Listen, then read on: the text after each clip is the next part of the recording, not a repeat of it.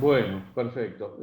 Vos te hiciste conocido, yo te, digamos, te conozco a vos desde los años 80, inclusive creo que compartimos la Comisión de Hacienda del Consejo Deliberante cuando yo era concejal y vos estabas en el bloque justicialista.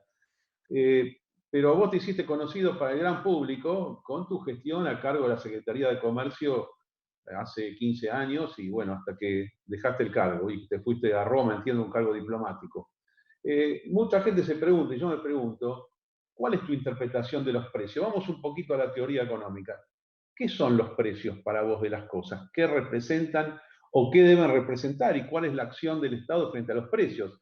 Yo me pongo en tu lugar en el año 2006, 2007, y claro, vos sabías que habíamos salido de una profunda deflación de precios, que es la que provocó el crash del año 2001-2002, y en un momento, bueno, primero no se notaba la emisión monetaria, pero los precios a partir de 2004-2005, con la recuperación económica de esos años, que nadie puede negar esa recuperación económica de los inicios del kirchnerismo, bueno, empiezan a subir, empiezan a presionar. Y vos desde la Secretaría tratás desde tu punto de vista y con la mejor intención para el país, pero vos tratás de que los precios no suban. Con lo cual entiendo que vos tenés que tener alguna doctrina que diga que los precios son o deben ser tal o cual cosa. ¿Vos te animarías en la teoría a explicarnos esto Sí, claro, brevemente? si vos sos liberal, en realidad en el marco de que nos movemos desde la teoría objetiva del valor, que significa que hay algo, en este caso el trabajo, que determina los costos de los bienes y servicios, más el margen definen los precios en el mercado. Los precios como precio, porque va a arrancar de los precios, son una asignación muy importante porque determinan los flujos de inversión. Eso es muy importante. Los precios determinan la asignación del excedente económico, que desde el ahorro fluye a la inversión. Ahora, esos son los precios. ¿Cómo se conforman los precios? Ahí tenés dos teorías. Los austríacos, que suponen que los precios se definen a partir de criterios subjetivos del consumidor, por eso se llaman neoclásicos, y por eso teoría subjetiva del valor. No hay un hecho objetivo que determine los precios. Son todos hechos subjetivos.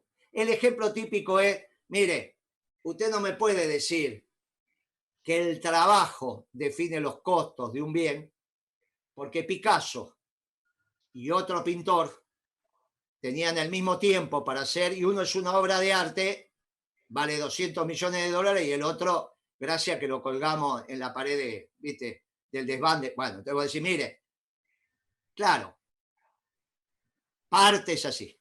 El problema que vos tenés con eso es que no tenés márgenes. Como no tenés márgenes, los austríacos, sean socialdemócratas o neoliberales, inventaron esto de la competencia.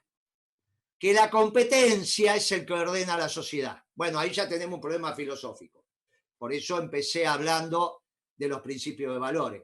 Para mí las sociedades que evolucionan son las solidarias, no aquellas sociedades que dicen el hombre es lobo del hombre. Y otro principio ordenador fundamental que tiene que ver con que la búsqueda del bien común es producto del amor. Solo el amor, como elemento ordenador de la sociedad, busca el bien común. Si no pongo el amor como valor, y tengo un problema muy serio, y Está lo bien, pero suelo tener. todo esto que estás Sí. transmitiendo, en concreto, desde el punto de vista de la política económica, de la acción del Estado, el Y Estado tenés que frente a los hacer precios, costos, ¿qué y, hace? ¿Qué te, hace? y ¿Qué es tenés lo que que hacer está? costos. O sea que Tenés que hacer costos. estás validando la existencia de un organismo público que llame Secretaría de Comercio o cualquier nombre que converse con los factores de la producción y el trabajo, con empresarios y con sindicalistas y acuerden precios. Básicamente No, esa pero no me podría. escuchaste lo que dije. Bueno, vamos. Yo dije que tiene que hacer costos. Costos. ¿Quién lo hace el costo? La Secretaría de Comercio Y calcula el si vos costo. querés la Secretaría de Comercio, la facultad, el que sea, tienen que emerger los costos. Cuando emergen los costos en una sociedad, el precio de mercado te determina el margen. Y ahí vos empezás a saber si es abusivo o no es abusivo.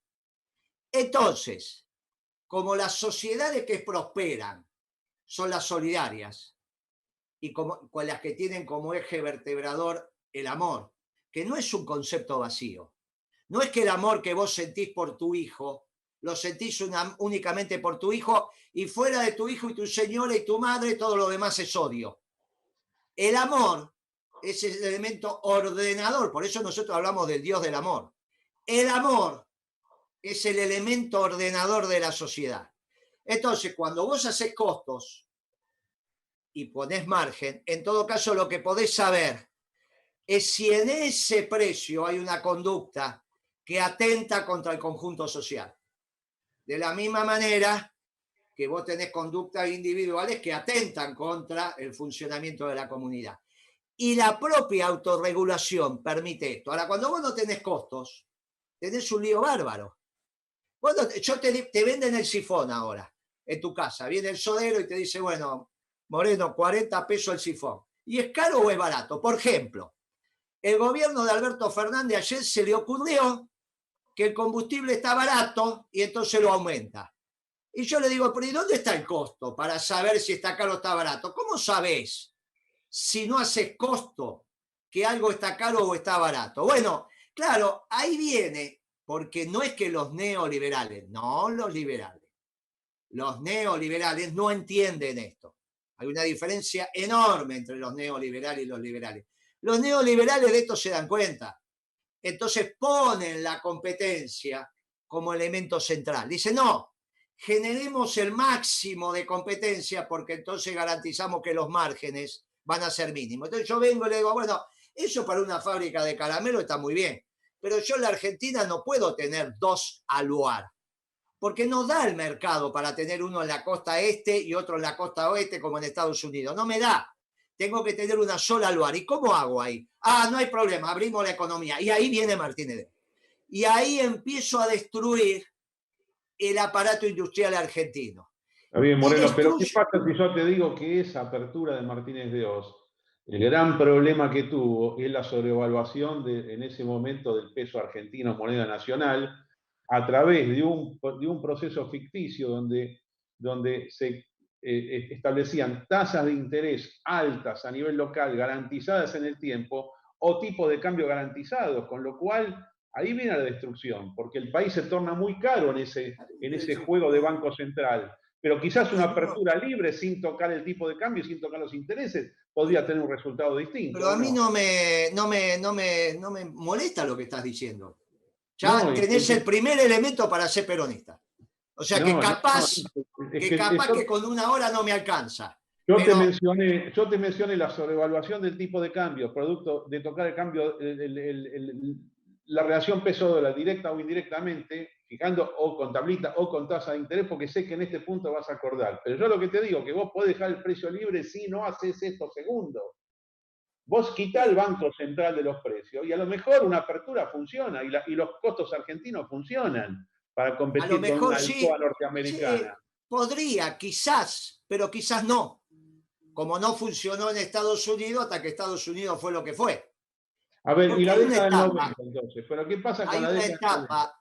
Hay una etapa en los liberales que son proteccionistas. Por eso el diálogo con los liberales y con los marxistas es un diálogo serio. Lo que no es serio es el diálogo con los neoliberales y con los socialdemócratas. Pero con los liberales como vos y con los marxistas, dentro de las escuelas clásicas de la economía, el tema es serio, es un debate serio. A mí lo que vos acabás de decir, un tipo de cambio competitivo, que es lo que vos acabás de decir, a mí no me molesta. En todo caso, tengo que ver si la productividad de Aluar versus la productividad del mercado de referencia, ya estamos hablando de productividades, la productividad de Aluar y la productividad del mercado de referencia, que puede ser chino, norteamericano, en fin, vos definís en función del interés nacional cuál es el mercado de referencia. Y ahí analizás productividad. Y si la productividad de Aluar, por múltiples causas, es menor, vas a tener un problema con la apertura de la economía porque en realidad los mayoristas de aluminio de la Argentina van a tender a comprar el aluminio más barato en el mundo.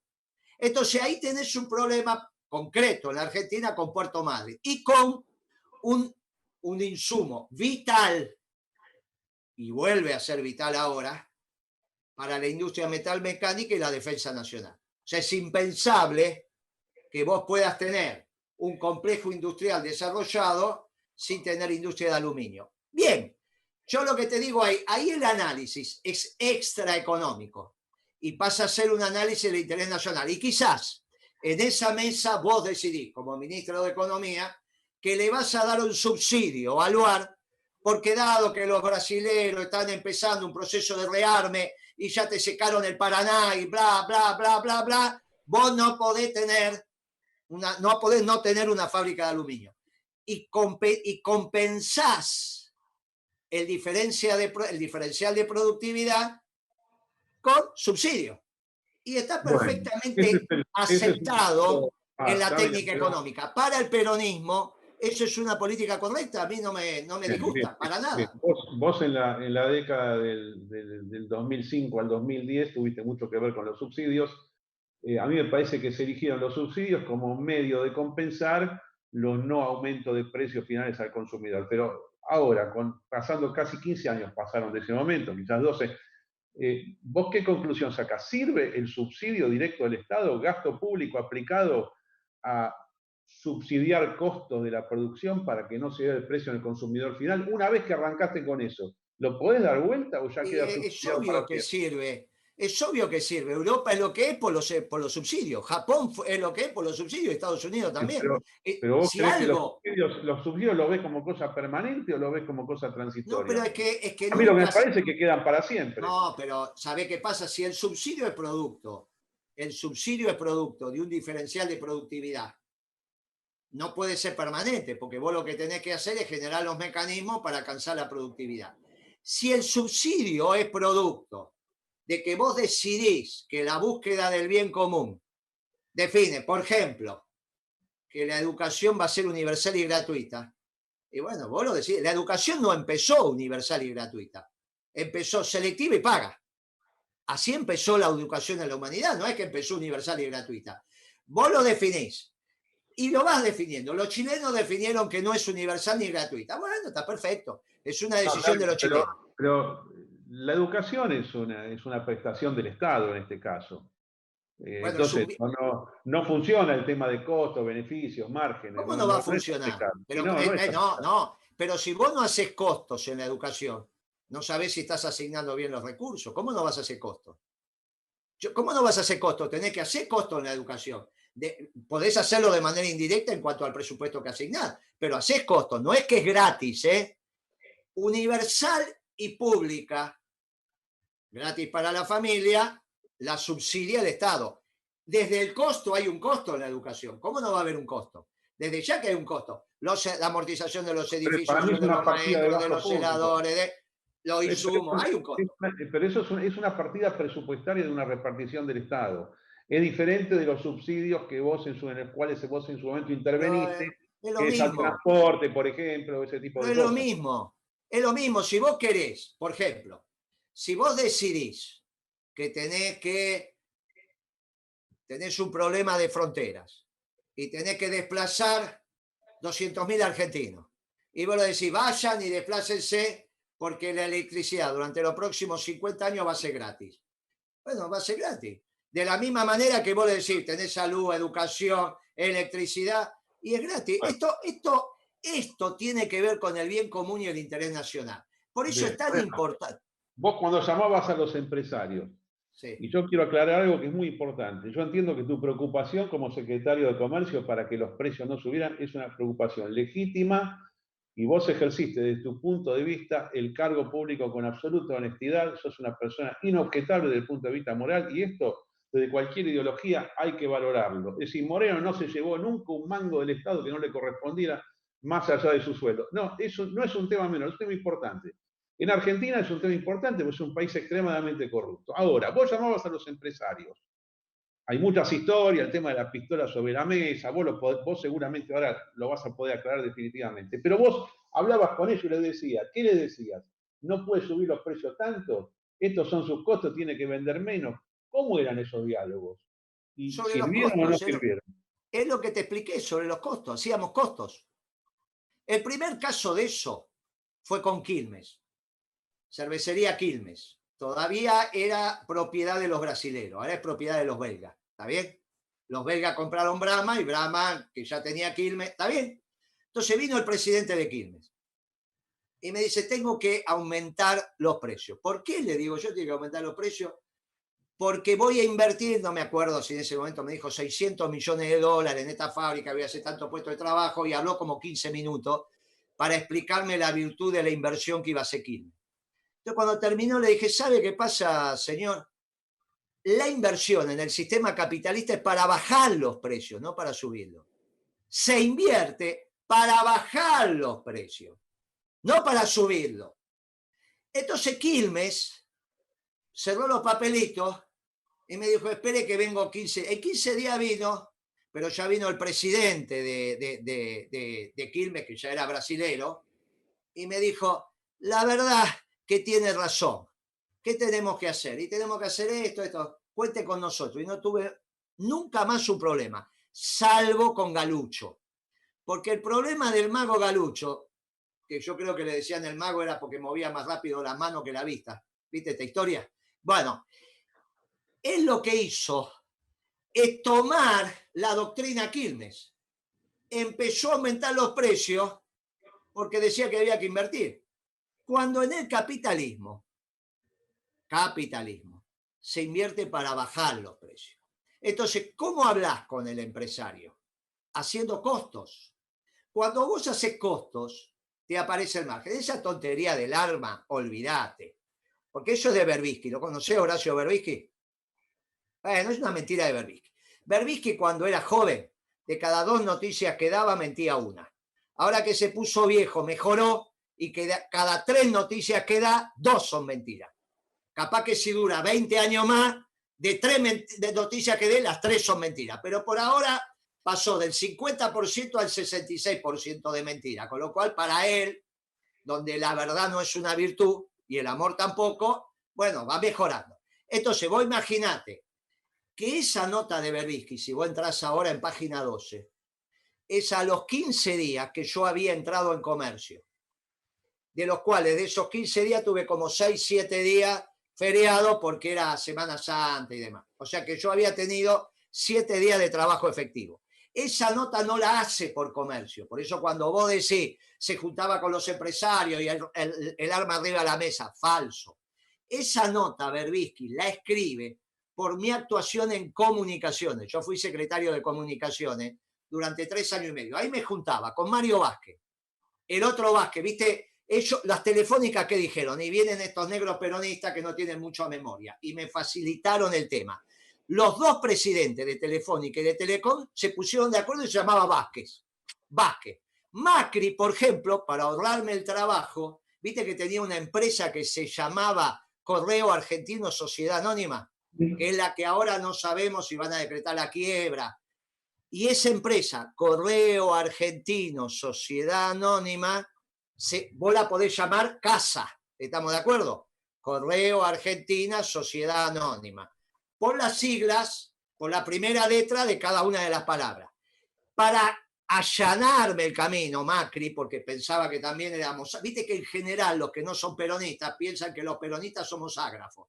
Si sos ágrafo, tenés un problema de memoria, de conocimiento. Entonces me pusieron de presidente de la empresa Casa a José Casa. Hay que buscar un tipo que se llame así.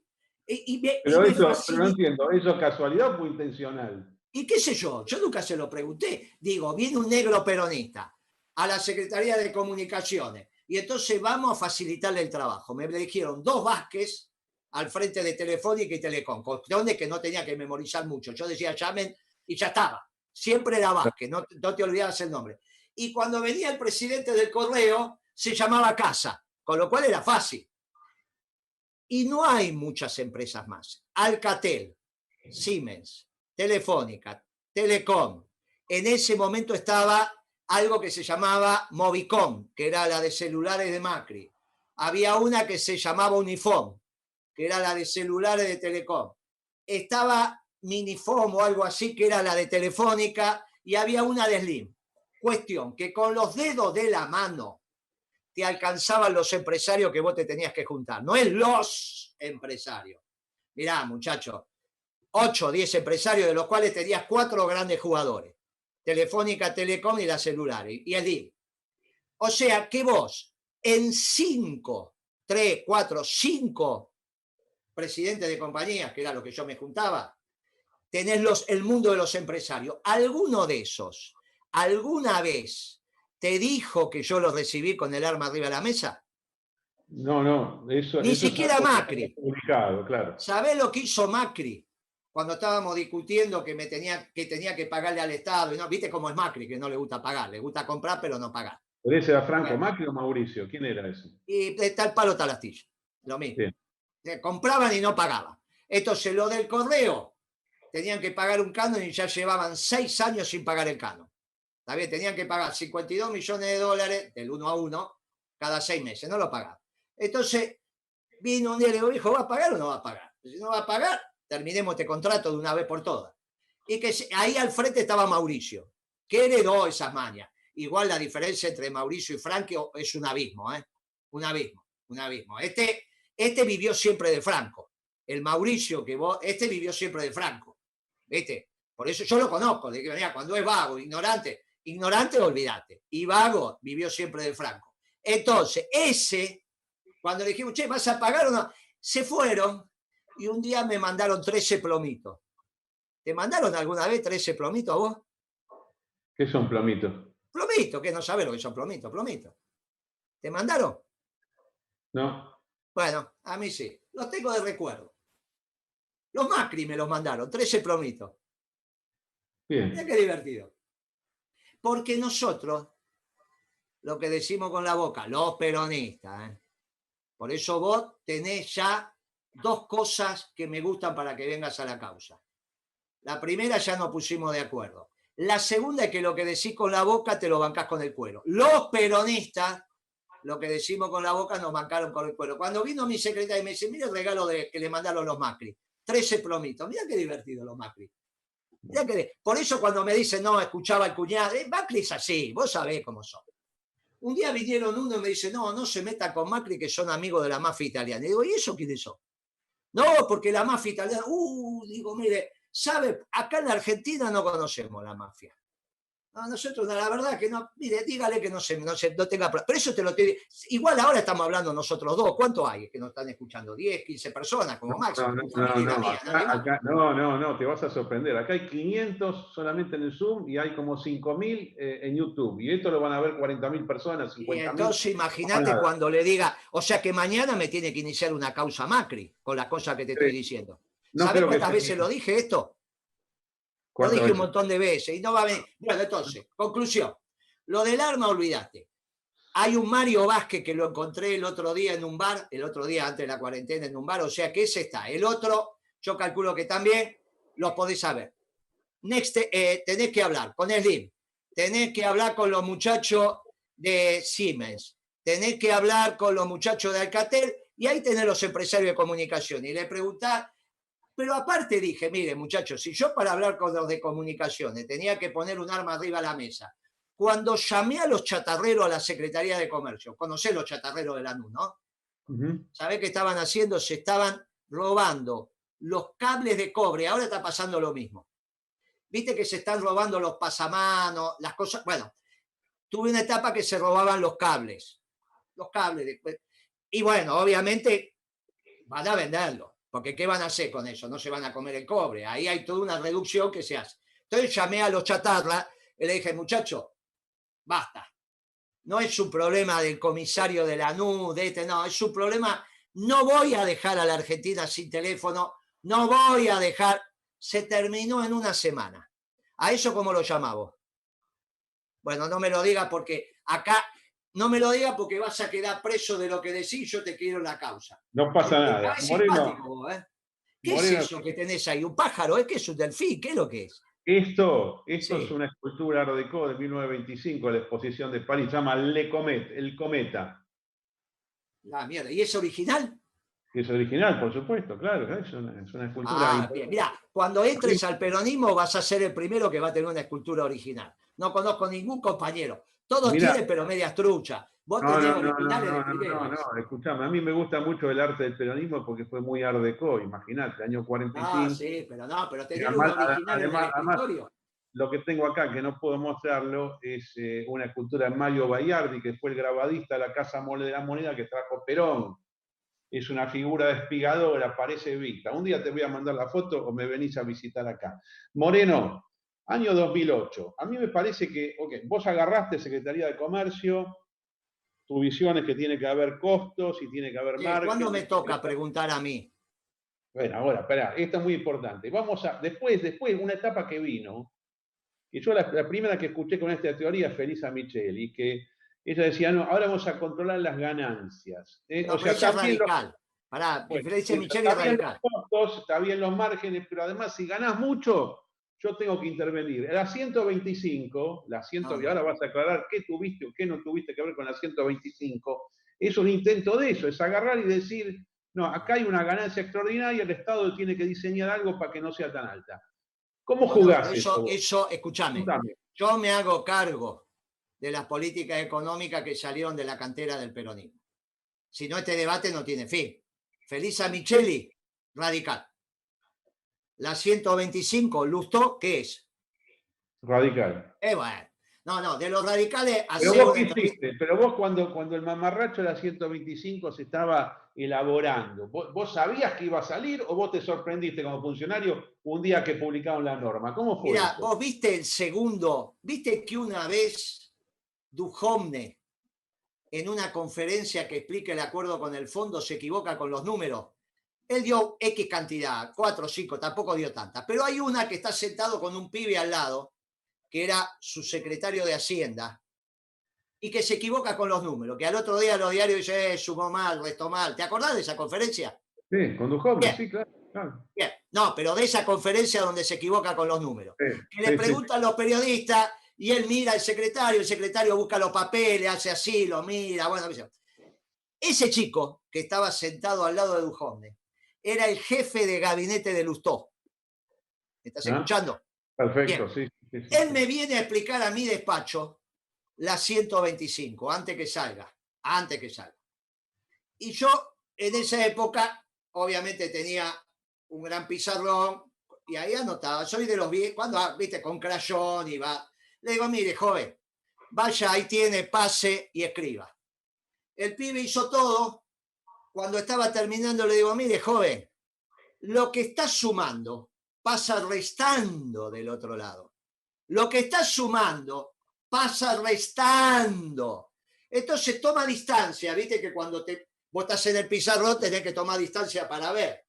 Entonces se queda así, estábamos los dos solos, cruzado de brazo y hace así, dice, discúlpeme secretario, ahora vuelvo.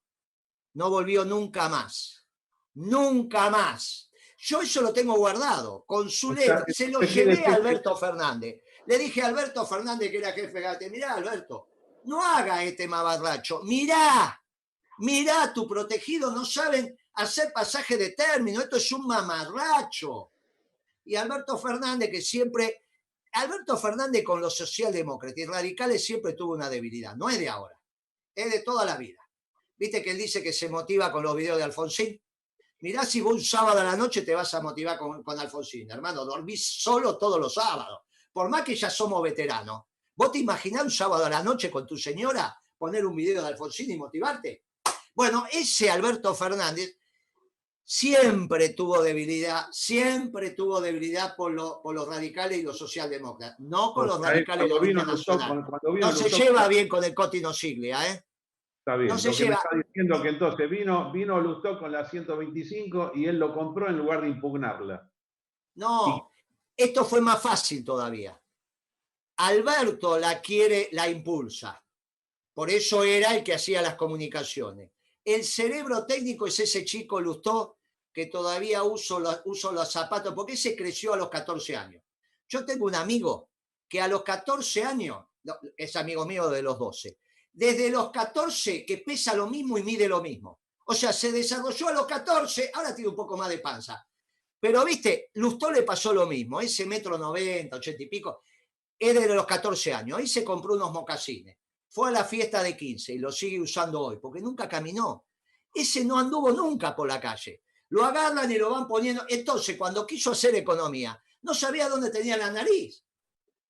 O vos transaría con una piba en... No, no, esas cosas no las hacemos. Son códigos de la calle. Bueno, Los no. liberales eso no lo hacen. Bien.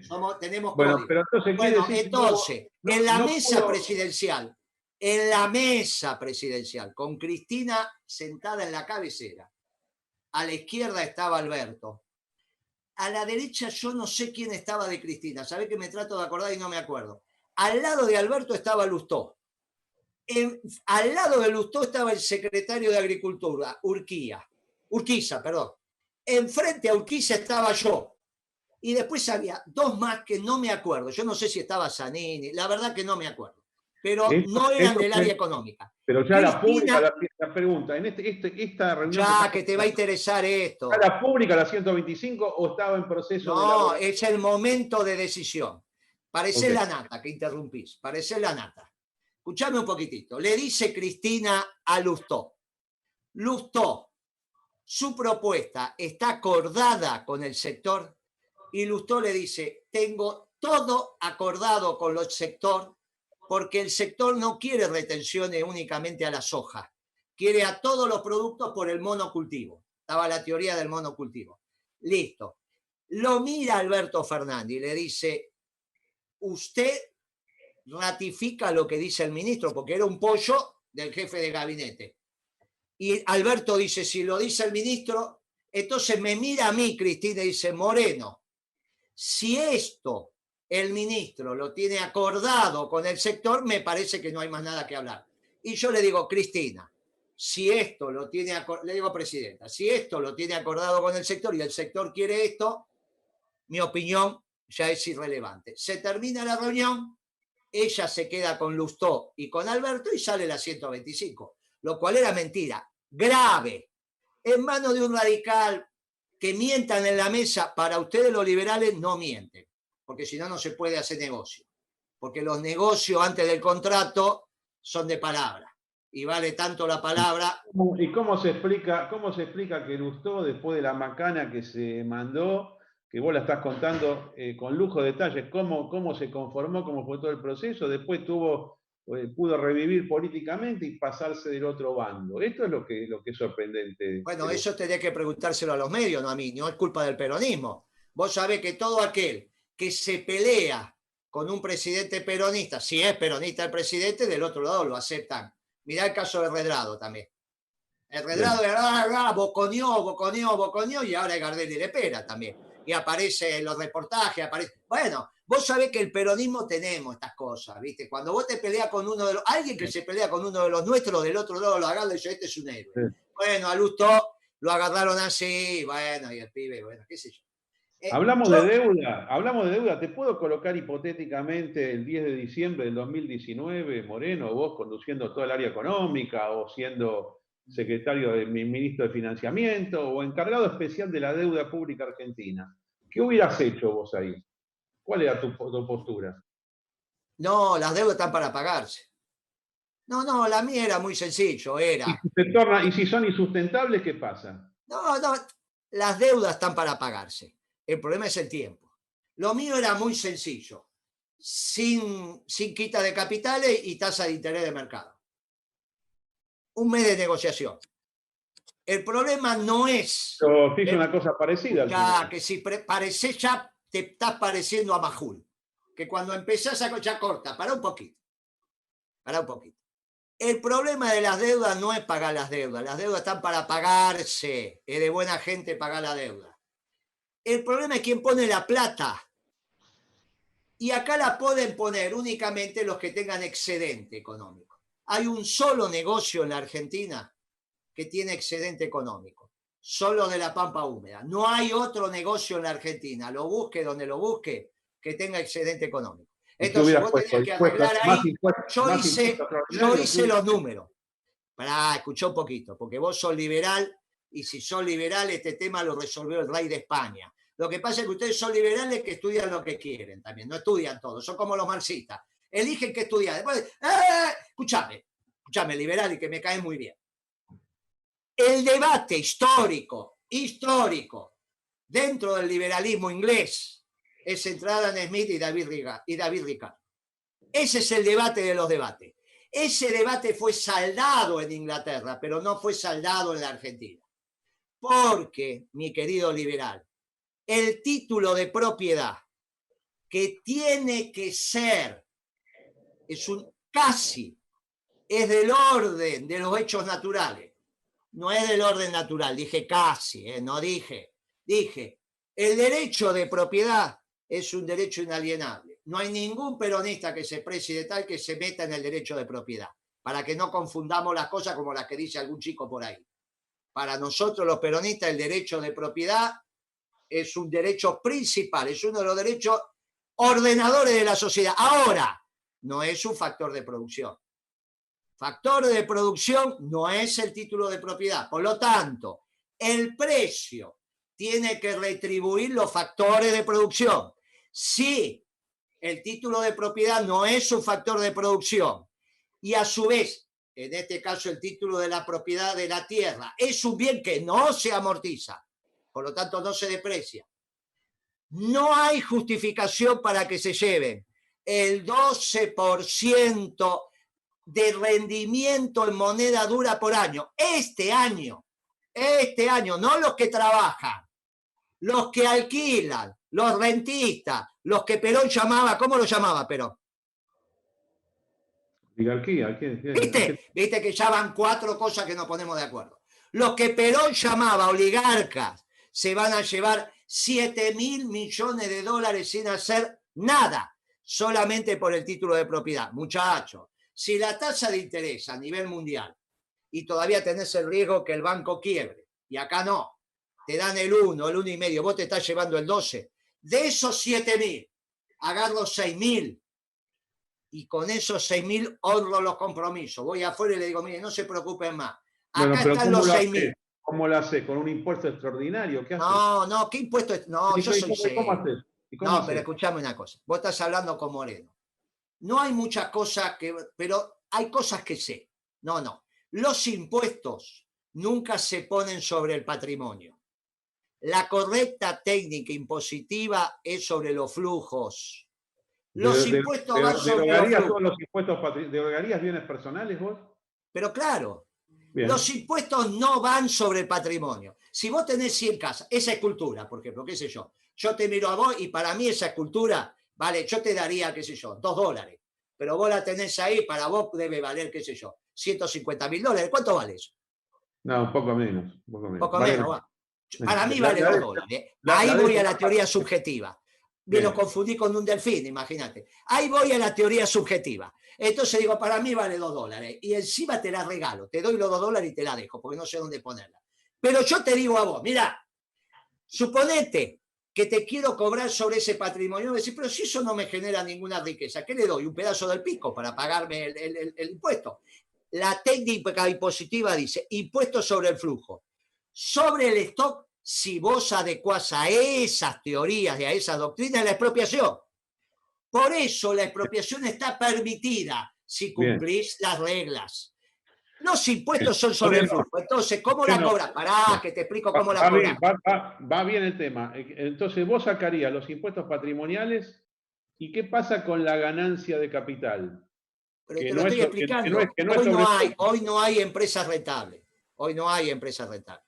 Entonces, ¿dónde tengo las... Yo compré acciones en la bolsa a 10 y la vendí a 30. O por esa apreciación, ¿vos sos partidario de cobrar impuesto o pero es de ninguna manera distinta de los flujos? Okay. Pero de ninguna manera, o no viste poner impuestos a nosotros los peronistas sobre eso. El que lo puso fue Massa, que viene del UPAV igual que vos. ¿De dónde no era compañero tuyo, Massa? Del partido, de la UCD. No, si estuvo en UPAV igual que vos, dale. Lo que pasa es que no llegó hasta... de la UCD. Sabés que terminó la carrera hace poquito. Ese empezó a los 18 y terminó a los 40 y pico. Es bravo estudiando ese Massa también, ¿eh? Dice que se preparó toda la vida para ser presidente. Y Alberto también dice, decir que la carrera de presidente es más fácil, porque si no, no la termina nunca ese Massa. Bueno, volvamos al tema. ¿Cómo hacés vos para que hoy la empresa rentable en la Pampa Húmeda le pueda aportar 6.000 millones de dólares? Son 2 instrumentos sobre el flujo, no sobre la propiedad. derechos de exportación, con los cuales vos le bajás la facturación al productor, que es el que organiza la producción. Le bajás la facturación vis a vis el precio de Chicago con el derecho de exportación, pero a su vez le bajás los costos, porque le bajás el costo del alquiler. No es lógico que un bien que no se amortiza, que porque tenés el derecho de propiedad se lleve un tercio de la producción, en la pampa húmeda, una explotación de soja que te dé 45 quintales por hectárea, el dueño de la tierra se lleva 15 quintales por un bien que no se amortiza. Conclusión, hay que hablar con los muchachos de la sociedad rural. ¿Qué me pidió Huergo? ¿Sabe quién es Huergo? No, ¿quién es? Huergo es el que hace el suplemento Clarín Rural, en Clarín obviamente, todos los sábados. Es un hombre bueno, no importa. Él, viendo lo que yo había escrito, yo hice un artículo que decía quién tiene que pagar la deuda. Entonces dije, miren muchachos, estos que tienen un tercio, se llevan un tercio de la producción, en este caso no corresponde. Derecho de exportación, ley de alquileres, de tal manera que el que termina pagando el derecho de exportación en el límite es el dueño de la tierra. No jodés al productor, no jodés al contratista y no jodés a los veterinarios, ingenieros agrónomos, peones rurales. Conclusión. ¿Qué me contesta Huergo? Che, guarda que Moreno escribió esto, lo hizo público, es un artículo, buscalo. Dice, mire, Moreno nos está pidiendo 7.000 millones de dólares anuales. 5.000 millones estamos dispuestos a poner por año. Eso sí, dennos un bono. Y yo estaría dispuesto a discutir ese tema, porque estoy cambiando deuda de tenencia extranjera por deuda de tenencia local. Podríamos discutir. Y ahí, a 5.000, 6.000 millones de dólares por año, 7.000, 8.000, con esta tasa de interés en 20 años, cancelás, no que pagás intereses, cancelás los 150.000 millones de dólares que es la deuda exigible. Llamada deuda exigible, la que está en dólares por no residentes. La que tienen no residentes en dólares es lo que yo llamo deuda exigible. Son ¿con la local qué haces? ¿Con la local qué haces? Y la local se va refinanciando porque la tenés en pesos, la tenés en fondos de inversión institucionales acá, la vas refinanciando al subvencimiento. Pero sigue creciendo, Moreno, dentro de poco va a ser varios. No, no va a crecer, no. Si vos tenés superávit, no, muchacho, porque la sana ecuación macroeconómica es superávit comercial, porque los dólares los genera el sector privado, de tal manera que te dé equilibrada la cuenta corriente de la balanza de pago, y superávit fiscal primario, cuestión de que pagado los intereses de la deuda, tengas equilibrio fiscal. Vos si tenés equilibrio fiscal debajo de la raya y equilibrio de cuenta corriente, el único, y el país crece, que fue lo que pasó con nosotros, crece porque invierte el sector privado. Vos lo que tenés que conseguir es superávit fiscal primario y gasto, en este caso en inversión, del sector privado por encima de su ahorro. Ahí lo que tenés, lo que te termina pasando es que el país crece. Bien, Moreno, dos temas muy divertidos de tu... Y yo cuando pregunto.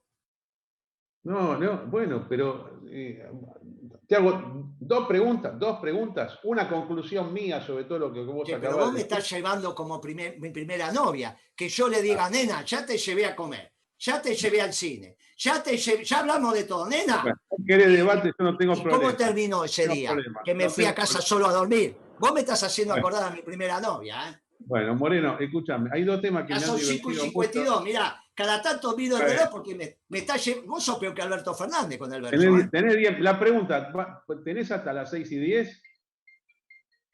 No, vos me dijiste una hora, ¿empezamos a las 6? No, empezamos a las 5. Perdón, dijimos es una hora, empezamos a las 5 y es hasta las 6. Bueno, ¿tenés 10 minutos más? Pregunto. Yo tengo.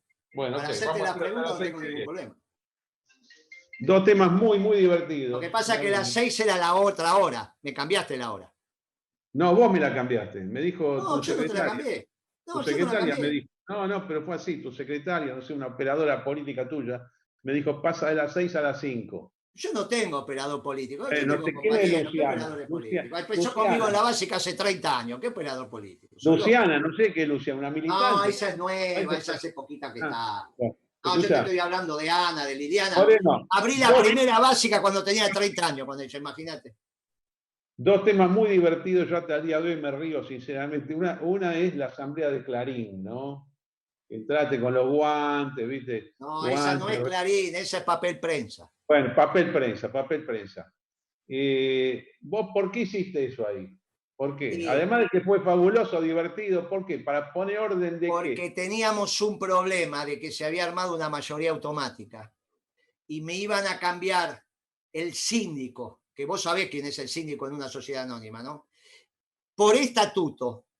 ¿Vos sabés cuál es el surgimiento del papel prensa? Y me ¿Conocés acuerdo. la historia? Sí, sí, claro, claro. ¿Hasta qué año la conocés para atrás? Bueno, digamos, me voy al 77, 78. No, bueno, pero ahí no empieza. No, por eso, vos, dejá que te explique un poco. Lo que pasa es que yo a esta edad ya soy larguero, no tengo alternativa. Y vos sos muy impetuoso. Tenemos la misma edad, pero a mí me parece que vos, no sé, tomarás algo, harás algo, vas más rápido, no sé. Yo soy, viste, lento. Yo voy lento porque yo no tengo ayuda externa. Esto arranca, mira cómo te reís. Esto arranca con Onganía. Esto arranca con Onganía, con el marco conceptual de Krieger-Bacena, que cuidado con Massa que quiere repetir Krieger-Bacena, de los famosos polos de desarrollo. Hay dos ministros de Economía en la región importantes en ese momento. Delfín Neto en Brasil y Krieger-Bacena en Argentina. En ese esquema se arman el famoso que hace Krieger-Bacena. Plantea los polos de desarrollo y dice, hay determinadas industrias que nosotros necesitamos. Ahí surge papel de Tucumán, ahí surge Aluar, y ahí surge papel prensa. ¿Cuál era el criterio? El diferimiento impositivo. Es un criterio interesante, que es decir, mire, usted me tiene que pagar impuesto a la ganancia, pero en vez de depositarme el impuesto a la ganancia, invierta el impuesto a la ganancia. Yo le voy a aprobar ese proyecto, pero por la plata que no me da, como yo le estoy generando flujo de caja, le estoy dando disponibilidad, yo soy socio tuyo, por ese diferimiento impositivo que me tendría que haber dado, pero que usted utiliza en nombre mío. Ahí se hace papel prensa, Aluar, papel de Tucumán y algunas más. Por estatuto, como yo te digo, vos me tenés una deuda conmigo, pero no me la pagás, la invertís, soy socio tuyo, es lógico que el síndico sea del Estado, que en términos de sociedad anónima es minoritario, pero no había problema porque estaba en el estatuto. En vez de tener la acción de oro, el Estado pone el control interno de la sociedad. El control externo lo sigue haciendo un estudio contable. Hay una doble sindicatura, el externo y el interno. Hay síndico permanente en papel prensa, por ese estatuto que se hizo bajo este régimen. ¿Qué querían hacer los pillos? Cambiarme el estatuto, que para eso tenían la mayoría, y sacarme el síndico, que era el único órgano de control que tenía. Pero querían cambiar una ley, porque papel prensa surgen por ley. Esos estatutos fueron aprobados, en ese momento decreto ley, pero fueron aprobados por decreto ley. Bueno, ¿Vos tenías instrucciones de la presidenta para hacer eso? No, ¿O querido, te jugaste no, solo? querido, en el peronismo tenés que cumplir los objetivos. Las instrucciones, no, eso no, eso para los radicales. No, bien. nosotros tenemos Moreno, libertad. Vos no, voy a decir yo te algo. empecé contando que Bueno. Perón te dejó el bastón de mando en la mochila. ¿No me escuchaste? Perón te dejó. 12 de junio, Bueno, 12 de junio. no, Sí. es el bastón de mando. Es el bastón de mando. Vos tenés, fíjate vos que el juez, ojo que esa empresa estaba bajo un vedor judicial. Ese día el vedor judicial se rió y le hizo el informe al juez diciéndole, acá no pasó nada, está todo tranquilo. Es un informe del vedor judicial puesto por el juez comercial. No hay, esas son las discusiones entre accionistas, ahí son las discusiones entre accionistas. Lo que pasa es que como soy Moreno... Te voy a decir lo que yo pienso, te voy a dar ¿Vos fuiste a cobrar, alguna vez tuviste que ir a cobrar alguna factura vos? Muchas veces, claro. ¿Y siempre la cobraste de buena manera?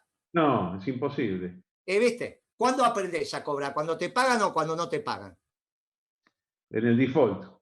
¿Viste? Vos aprendés a cobrar cuando no te pagan. Bueno, hermano, por eso vos sos cuasi peronista. Me falta un poco todavía. ¿Eh? Bueno, yo te voy a decir, comparto muchísimo todo lo que vos dijiste. No comparto tu teoría de los precios, la verdad. Yo creo que vos sos un tipo fiscalmente serio, impositivamente muy razonable. Dijiste dos cosas importantes, que no te gustan los impuestos patrimoniales, sí los flujos.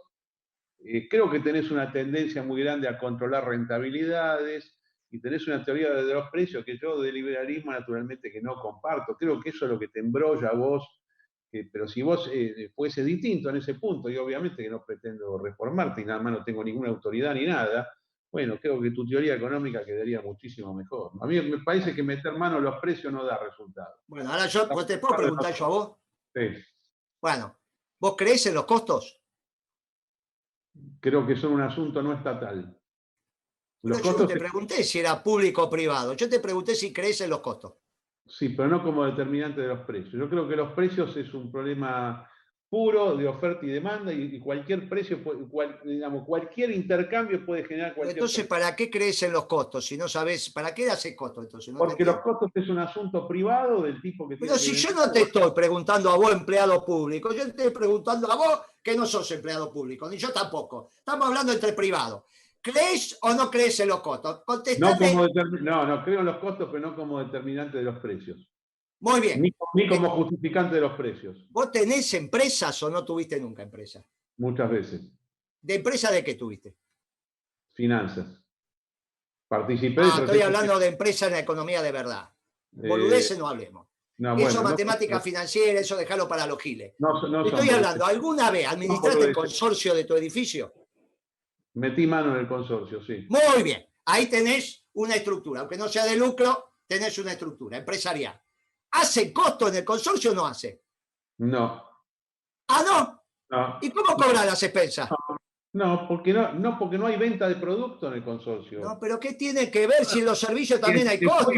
Es muy importante. El consorcio no es una empresa, es simplemente... No, pero te vuelvo a decir, escúchame, hermano, no me cambié porque tuvimos una conversación seria. Ahora que te toca a vos, te haces el lindo.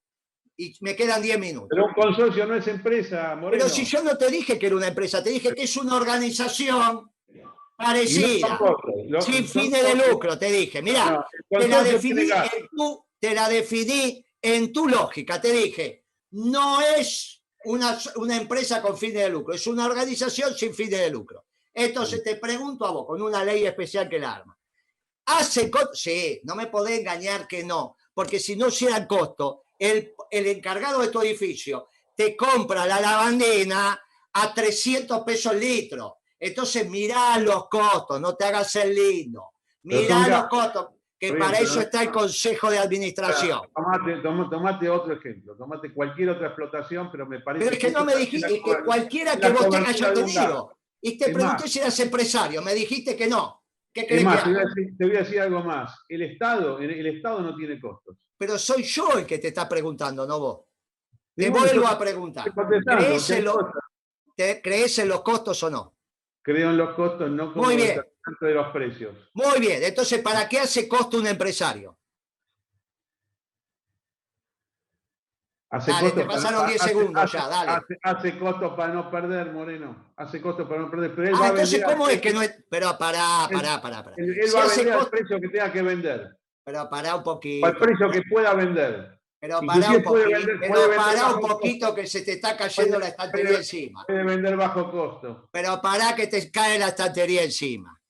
Pará, no digan cosas que no saben. Porque el problema es cuando se pone... Mirá, no hay ninguna posibilidad que en este momento llames a cualquier presidente de cualquier compañía y te diga que no sabe el costo del producto que vende y si está ganando o perdiendo plata.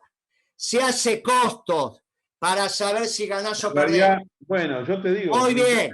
Se hace costo. Escuchá. El costo es una consecuencia del precio, no es la causa del precio. No, es al revés. Tienen la economía al revés ustedes. Tienen la economía. Eso es. Escuchame, anda a explicarle al presidente de Ford que vaya a hablar con Henry Ford IV a Estados Unidos y le diga, no, yo puse el Focus, puse el K a este precio porque el precio era consecuencia de los costos. Le dan un shot que le dice, mira, déjese de joder. Acá tiene pero si por ustedes hablan del costo. Pero si ustedes hablan del costo. Entonces, no, primero, tenés un problema muy... Bueno, para que me falta otra pregunta. Primero, ya quedó claro que tenés un lío en eso, pero 2 o 3 clases más. Moreno, son opiniones. Segundo, para la segunda pregunta. ¿Cómo se define la tasa de interés? La tasa de interés es lo mismo, es exactamente igual, es el pago de un precio por el uso de un dinero prestado. Pero ¿quién lo define? El mercado, la oferta y la demanda, igual que los precios. Siempre Así, así, y entonces cuando la Reserva Federal dice subo y bajo la tasa, ¿a qué se refiere? esa es una intervención estatal. Y se Yo te estoy refiere... preguntando la tasa de interés. No te voy a decir a qué se refiere, déjame que te explique. La tasa que fija, entre comillas, la Reserva Federal no es nada más que la política monetaria del Estado, diciendo yo a este precio presto, a 0% presto, todo lo que me pidan, yo lo presto al 0%, o al 0,25, o al 0,50, o al 7, 8% cuando vos eras chico. Pero no te pregunté eso. Yo te pregunté quién la decide. Es una medida arbitraria de política económica. ¿Quién la decide? La Reserva Federal. Muy bien. Sí. Vos fijate. Pero, pero justamente es un ente público. ¿Me dejás que te cuente? No es el mercado la Reserva Federal. Porque si hay 40.000 personas que nos van a escuchar, merecen saber la verdad. Bueno. La excepción no confirma la regla. La excepción, escucha, la Reserva Federal es el Estado. La excepción no confirma la regla. La excepción destruye la regla y por eso deja de ser ley. Por lo tanto, si hay un precio definido por 12 muchachos, que son los presidentes de las 12 reservas federales que conforman la Reserva Federal, las preexistentes, las de los famosos estados conformantes de la Unión, si hay un precio que se decide por voluntad y no por interacción de la oferta y la demanda, esa teoría tiene que ser revisada. Toda, no, como lo hizo el peronismo, como revisó la teoría del valor. Ninguna de las dos. Lo que pasa es que somos muy estudiosos de verdad, no agarramos las cosas más o menos. Moreno, somos muy... Escuchame, cuando vos revisás y te das cuenta que la tasa de interés se define por voluntad, también se puede definir el tomate por voluntad. Entonces lo que tenés que hacer... La tasa de interés de un bien vendido por el Estado se define por voluntad, pero esa tasa de la Reserva Federal o la tasa que pone el Banco Central cuando absorbe dinero, no necesariamente condiciona, ni influye, ni menos determina los contratos entre particulares de tasa de interés. No tiene nada que ver una cosa con la otra, son tasas de intervención. Son tasas que tienen una finalidad... No, vos no me podés decir... Vos no me podés decir sí, que los mercados están expectantes y se paralizan a partir de la reunión de la Reserva Federal, si sube, baja y lo que va a pasar dentro de 6 meses, decir que eso no tiene impacto en los mercados. A partir de la decisión de la tasa de interés de la Reserva Federal, sube o baja Wall Street, porque es la relación inversa. Yo tengo otra interpretación. Yo creo que... No, bueno, pues no podés tener, porque es lo que pasa. No, pero no es lo que pasa. Pero vos no niego que eso sea lo que pasa. Escuchame, te pensás igual que Lustó ahora. Bueno, y porque la teoría no es superior a la práctica es lo que te estoy contando. Moreno, yo sobre los movimientos de los mercados tengo otra interpretación que tiene que ver con los ciclos de la economía. No es una interpretación típicamente liberal, quizás es una interpretación intermedia. La visión de los ciclos de la economía no es propio del liberalismo austríaco ni siquiera del liberalismo clásico. Es la que yo sigo. La Reserva Federal, con sus intervenciones, lo único bueno que puede conseguir es evitar la quiebra del sistema financiero, una deflación, pero no tiene ninguna posibilidad de alterar la marcha de la economía. Es más, cuando vos tenés una intervención artificial de la Reserva Federal, si el mercado tenía que subir, sube, y si tenía que bajar, baja. No podés evitarlo. Fíjate la crash del año 2008. Por más que pusieron la tasa a cero, a menos cero, que operaron el país, los precios en Wall Street cayeron hasta el nivel que tenían que caer. Y este año lo mismo, pasó de vuelta. Los precios no estaban para caer y por eso Wall Street está en máximo histórico, tanto el Dow como el Nasdaq, como el S&P 500. Todo lo que quiera, pero ¿sabés qué pasa? General Motors sigue viva. O sea, que vos me decís, lo que vos decís, que lo que tiene que pasar, es obvio, porque pero siempre la realidad pasa. Ahora, si hay un precio, escúcheme mi amigo, si hay un precio que está definido por la voluntad... Acá está diciendo en el chat un sujeto, un asistente a nuestra amable conversación, que tuvo que ser salvada General Motors, hubo que meterle plata, hubo que capitalizarla, el accionista se licuó, desapareció. Por eso es lo que te estoy diciendo.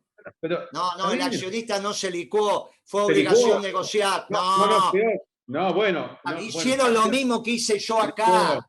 No te Pero es que queda no se nada. pueden decir cosas por decir. Hizo en Estados Unidos. Lo conozco el Escúchame, tema. Bush, Por favor, si vos Bush. te General Motors, te quedaste con muchas menos acciones de las que tenía, quedaste licuado, quedaste pulverizado. No, querido, Lo mismo no con el fue sabotaje de la casa, así. así funciona. No fue así, estás equivocado. Porque Fueron no- obligaciones. ¿Me escuchás? Acciones preferidas, son acciones preferidas. No, querido, fueron obligaciones negociables en Estados Son Unidos. acciones bueno, pero lo que pasa es que son acciones preferidas que vos le das un préstamo y al cabo de cierto tiempo elegís, me pedís la plata de vuelta o me das acciones. No, querido. En ese Obligaciones, ejercicio, escúchame. en esa conversión de las acciones preferidas por acciones es donde el accionista queda completamente licuado, igual que en los Pero salvatajes. no, querido, pero no, ahí tenés un tema legal. Acciones preferidas, por ser preferidas, no participan en la asamblea de accionistas, pueden participar con vos, pero sin un voto. Moreno, Estos no, son dos acepciones distintas. Vos porque estás con la ley de comercio argentina, con la ley de sociedad argentina. En Estados Unidos las acciones preferidas son es una cosa distinta. No, tiene que esos ver con eran el voto. obligaciones negociables. Bueno, Esa es la misma te interpretación. cambio el Eran término. Obligaciones negociables que podían ser. Pero mirá, Te doy la vamos a ser traducción. claros. Obligaciones negociables. Vos le llamás obligaciones negociables. En Estados Unidos, te lo voy a usar términos argentinos para referirme a Estados Unidos. Obligaciones negociables convertibles por acciones. Es lo mismo. Le he cambiado el término. En Estados Unidos le llamamos acciones preferidas. Acá le llamamos obligaciones negociables convertibles por acciones. Escuchame un poquitito. Capaz que estamos hablando de lo mismo, no importa. General Motors sigue siendo de los mismos que era. No te aflijas, salvo las que se vendan en Wall Street que no tienen ningún impacto. Son acciones públicas. Entonces, lo que te digo es, la tasa de interés de Estados Unidos, que termina determinando el valor de los bonos, que a su vez determinan el costo de oportunidad del capital en Estados Unidos y por lo tanto el valor de las acciones. Por eso una suba de la tasa de interés termina bajando el precio de las acciones. Pero a su vez inventaron a vos te llamó la atención esta escultura, es decir, para vos vale 2 pesos, para mí vale 15.000. Los precios de las acciones tienen la misma subjetividad. Y si no, ¿cómo se explica lo de Tesla? ¿Cómo se explica lo de Apple? Perfectamente. Pero para entender lo de Tesla... Porque el valor, en definitiva, el valor de las cosas es subjetivo. Bueno, entonces vos no sos liberal. Vos no sos liberal. Vos sos neoliberal, no sos de la teoría del valor trabajo. Yo te voy a contar una cosa. A mí hay dos cosas que me ofenden. 3 cosas que me ofenden. Una, que me digan neoliberal. Otra, que me digan macrista. Y otra, socialdemócrata. Es decir, porque son 3 cosas nefastas del mundo. Vamos. Yo soy... Vos sos como Alzogaray. ¿Sabés qué es lo que le pasaba a Alzogaray? Que lo vengo contando. Alzogaray era ingeniero, no era formado en economía. Entonces él decía que era liberal, pero hablaba como neoliberal. Por eso Alzogaray hablaba de la economía social de mercado. Igual que Guzmán.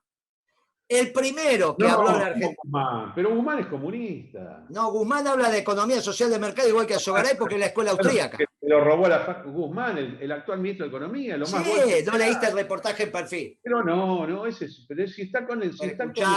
yo te digo lo que él dice. Después lo que él hace de noche, no sé. No, si pero es un doble agente. Pero Moreno es Stiglitz. ¿Cómo vas a decir que es neoliberal? Son Stiglitz, son socialdemócratas. Bueno, entonces no es neoliberal, como vos lo querés decir. Es que la escuela austríaca, a ver si me entendés. No es la escuela austríaca, es la negación más absoluta de la escuela austríaca. Pero no, querido, Schumpeter, ¿dónde lo ponés? Schumpeter, ¿dónde lo ponés? No, Schumpeter es un liberal clásico, obviamente. Pero sí es un austríaco. Fue ministro de Finanzas de Austria. No te voy a contar. Y es uno de los fundadores de la escuela austríaca. No, sacando la teoría del valor, sacando... ustedes, ¿sabés qué es lo que pasa? Ustedes leyeron nada más que 2 o 3 libros. Y ahí yo no me quiero abusar, pero yo hace 30 y pico de años que lo único que hago es estudiar economía. Pero escuchame una cosa, Moreno. Las opiniones son opiniones. Cuando vos opinás, yo no digo que vos no tenés conocimiento. No, pero simplemente tenés una opinión distinta. No, pero vos no me podés decir... ¿Cómo voy a decir que vos no sabés? Vos sabés de muchísimo tema. Vos no me podés decir que Keynes era ruso. Yo te voy a decir lo que era Keynes, porque desde el liberalismo está mal interpretado también. Es un tipo preocupado por la fase descendente del ciclo económico, por la deflación, de la cual vos hablabas también en el 2007-2008. Vos mismo un día dijiste, preocúpense por la deflación, no por la inflación. ¿Por qué? Porque tenías en la mente lo que pasó del 98 al 2002 y Pero yo no tenga comparto esa duda. visión. Pero si Yo yo la miro la comparto. economía, ¿sabe qué pasa? Una cosa es discutir dentro de determinada situación y otra cosa es cuando las escuelas se empiezan a confundir. Sí, El pero que yo no habló hago de tanta economía diferencia. social de mercado fue el Sogaray. No, ¿Por fue qué? Erhard, el alemán, el que era ministro de Economía de Adenauer, y de ahí No, tomó te el estoy término. hablando acá Ahí en la tomó el término. Argentina. Pero justamente Alzogaray adhería a la escuela de economía alemana de posguerra, la de Adenauer y la de Erhard. Pero te voy a decir algo para evitar ¿Y confusiones de qué son términos. esos muchachos? Yo soy mucho más liberal que eso, en algunos No, pero aspectos. esos eran No, socialdemócratas, pichón. no, Partido Demócrata Cristiano Alemán, ¿cómo Los socialdemócrata? dos, la democracia No, cristiana. Pero querido, hacen la coalición conceptualmente. coalición, si era la oposición. La Pero coalición querido, estaba el Partido conceptualmente Liberal la en el escuela medio. económica son lo mismo. Es lo Pero mismo que vos ¿cómo me vas digas a que la Merkel mentir? ahora no es socialdemócrata, pero es demócrata cristiana. ¿Qué Es me estás demócrata diciendo? cristiana, es Pero es demócrata lo cristiana de la mismo en la izquierda. escuela económica. En la escuela Moreno, económica. te voy Por a eso contar es algo. un pete. Yo no hago, ya que esto derivó para el lado de la teoría económica, yo personalmente no hago tanta diferencia entre la escuela clásica y la escuela austríaca. Una es consecuencia de la otra. Ya sé que la teoría del valor, y acá hay un montón de gente que ya está puteando, la teoría del valor clásica es la tuya, que es el valor trabajo, los costos y el beneficio. Es un error de planteo, tampoco cambió tanto la historia, porque el tema central es si vos crees en los precios libres o no. Que Adam Smith haya mal planteado la teoría del valor, para mí, no quita que fue una ley de los precios libres y de la ley de la oferta y la demanda. Y esto es lo que yo digo que no hay que intervenir, que es mejor no intervenir y que hay que buscar otras soluciones para las injusticias que aparentemente pueden surgir cada tanto tiempo. Esto es lo que digo, nada más que Este eso. es un Son diferentes problema, este es un tratamientos de los precios. problema, te vuelvo a decir. Este es un problema de cuando entras al problema desde la teoría o cuando tenés que resolver la práctica. Y ahí voy al Papa. Y ahí voy al Papa y digo, la práctica es siempre superior a la teoría. Volvemos. Yo tengo una sola empresa de aluminio, no puedo tener dos, el mercado no me da. Tengo un problema de defensa del interés nacional y no solo del interés. Un problema de defensa concreto. Entonces deja de ser un tema económico, lo cual yo no digo que esté mal. Necesito la fábrica de aluminio. De la misma manera que los japoneses necesitan los stocks de arroz. Necesito la fábrica de aluminio. Entonces, tengo que hacer costos y tengo que definir los márgenes para que no haya apropiación indebida y deje de reinar el amor y no tendamos el bien común. Lo que acá está de fondo es que no es un problema de la libertad de precio, es un problema de si el bien común es un valor o no es un valor. Y era mi última pregunta. ¿Para vos el bien común es un valor? Es un valor común que se consigue en economía con libertad de precio y con libertad de mercado. ¿El bien común es un valor para vos? Por supuesto que es un valor. Muy bien, entonces ya es la quinta que nos pusimos de acuerdo. Pero ¿cómo no va a ser un valor el bien común? Por supuesto que es un valor. Muy bien, entonces si es un valor, tenemos que ir en búsqueda del bien común. Pero el tema es cómo se consigue. Vos tenés ciertos elementos de política económica para conseguirlo, yo tengo otros que son distintos. No son 100% pero mientras tengamos el bien común, escúchame, mientras tengamos el bien común, no va a haber problema. Y otra los cosa instrumentos más, otra para cosa más encontrar que el bien seguramente común. vamos a coincidir, Moreno. Cuando las cosas están mal, a la gente que le va mal, que siempre es un 10-15% de la población, no se la tira a la basura, se la ayuda de manera directa, ¿no? ¿Estamos de acuerdo con eso? Si fuera nada más que el 10-15, estaríamos de acuerdo. Lamentablemente, cuando salgamos de acá vamos a tener 55 de pobreza. Bien, bien. Lo último, Moreno. ¿Tenés estudiado el Bitcoin, las criptomonedas? No, eso, vos sabés que eso no es moneda. Vos sabés que no es moneda. Vos sabés que no es moneda. Es moneda. No, y no es moneda. Es moneda que no se puede expandir. No, es un bien. Imagínate que vos diste moneda, en este caso, diste dólares y te compraste un Bitcoin, como te podía haber comprado ese pajarraco que tenés ahí. Está bárbaro. Claro. Vos decís, mirá, me compro un Bitcoin y me lo pones ahí. Me decís, ¿ese Bitcoin qué? Oh, eso nada. Moreno, el Bitcoin cuando salió hace 12 años valía menos de $1 ¿Sabes cuánto vale ahora en este momento? $11.892 un Bitcoin, casi Y 12.000. bueno, compralo y dentro de 5 años hablamos. ¿Qué querés que te diga? Yo no les recomiendo a mis clientes que pongan la plata en Bitcoin, sino que hagan empresa y generen trabajo. Bien. Pero Moreno, por eso con todo respeto esto, por eso la diferencia que tenemos en la estructura de costos. Vos no haces costo y yo me la paso haciendo costo. Igual fue un Moreno, placer. un placer enorme Escúchame, hablar con vos vos. estás como Trump. Trump es medio peronista, vos sos medio peronista, pero sos maduro. Yo creo que 2 o 3 programas como esto y te llevo la ficha de afiliación. Fue un placer Bueno, hablar ¿qué con vas a vos. hacer? Lo último, ahora sí, ¿qué vas a hacer en política? ¿Vas a jugar? ¿Qué vas a hacer? Sí, el año que viene vamos a armar un partido en capital, en provincia, y desde ya que sí, doctrinario, y vamos a encabezar la lista de diputados de la provincia de Buenos Aires. Lo voy a armar en todo el país. O sea, vos vas a ir cabeza de diputado de la provincia. De la provincia. Bien, En el bien, partido que vamos a conformar, ¿está bien? bien, En un frente electoral, bien. obviamente. Con En eso, yo 400.000. creo hoy que hay 5 candidatos en la provincia de Buenos Aires. A ver quiénes son. Lo tenés a Berni en una lista colectora del oficialismo, tenés la lista oficialista, que veremos quién es, no sé.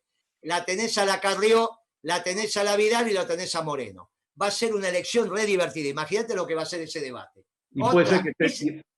Y Esper va a estar también. Bueno, puede ser, pero no sé si en capital, en provincia. En provincia Kachanowski va a estar. Roberto Kachanowski me parece que ¿En va a provincia estar. va a estar Roberto? Me parece que sí. Qué divertido va a estar. ¿Él o el padre o el hijo? No, Roberto Kachanowski, que tiene casi tu edad, más o menos, por Sí, ahí. sí, por eso el padre, porque está el hijo ahora también. Y el hijo Bueno, se mueve en política, pero no sabía que el padre. el Va a padre. estar divertido. Ese debate va a ser Bueno, el debate de la Argentina. Te mando un abrazo. Ahora, un de placer todos hablar con esos, vos. escuchame una cosa. De todos esos me votás a mí. ¿A quién vas a votar? No, que yo voto en Capital Viva acá frente a Plaza San Bueno, en Martín. Capital la vas a votar a Pipi Colombo, no te aflijas. Te Pipi mando un Colón, abrazo, gran che. chica. Hasta la próxima. Gracias a Chao, todos. viejo, Gracias. gracias. Y Gracias. no te olvides que a la larga terminan siendo todos peronistas. Vos Es verdad. también. Te mando un abrazo. Suerte. Y cuando Bueno, seamos gracias. peronistas te voy a cambiar el cuadro de Perón por ese pajarraco y lo llevo a la básica. Te cambio Nos vemos. uno de Perón por el pajarraco ese. Te mando un abrazo, viejo. Al Chao. ataque. Gracias.